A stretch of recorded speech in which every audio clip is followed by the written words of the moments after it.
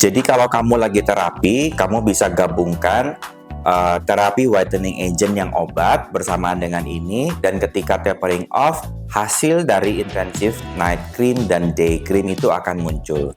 Kelebihannya adalah ketika kita memperbaiki sampai ke tahap UV resistance-nya, problem-problem pigmen ini bisa teratasi dari akar masalahnya. Sehingga pada saat dia berjemur, mungkin akan muncul sedikit tanning, tapi flek tidak kembali muncul. Ingat, problem flek itu berhubungan dengan pola makan gula. Terjadinya edges akan menciptakan pigmentasi pada saat terpapar matahari. Jadi pada saat menggunakan ini, bila mau pigmennya bisa stop, bisa sembuh, dan bisa diperbaiki dengan tuntas, rubah pola makannya juga.